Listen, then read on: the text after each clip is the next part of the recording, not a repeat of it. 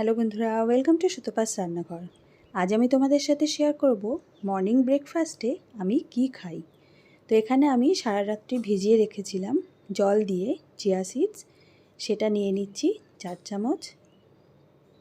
তোমরা চাইলে সকালেও 1 ঘন্টা ভিজিয়েও খেতে পারো, তবে ওভারনাইট ভিজিয়ে রাখলে ভালো করে ভেজে।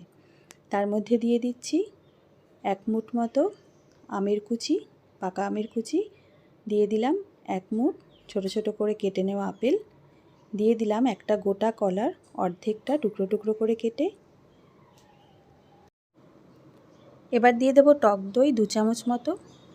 তোমরা যদি কেউ টক দই না খাও সেক্ষেত্রে 1 কাপ জাল দিয়ে নেওয়া দুধও অ্যাড করতে পারো। এবার আমি সারা রাত্রি ভিজিয়ে রেখেছিলাম কিছু ড্রাই ফ্রুটস, সেটা দিয়ে দেবো। এখানে আমি দিচ্ছি 4টে কিশমিশ, 4টে আমন্ড আর 1 টুকরো আখরোট। এবার খুব ভালো করে মিশিয়ে নেব। আর তোমরা যদি কেউ মিষ্টি দিতে চাও সেক্ষেত্রে তোমরা একটু মধু অ্যাড করতে পারো। আমি দেইনি, কারণ আমটাই খুব মিষ্টি ছিল, কলাও মিষ্টি, তাই আমি মিষ্টি কিছু অ্যাড করিনি। এটা খেতেও কিন্তু খুবই ভালো লাগে আর খুবই হেলদি। তো আজ এই পর্যন্তই বন্ধুরা, দেখা হবে আগামী পর্বে। তোমরা ভালো থেকো, সুস্থ থেকো, ধন্যবাদ।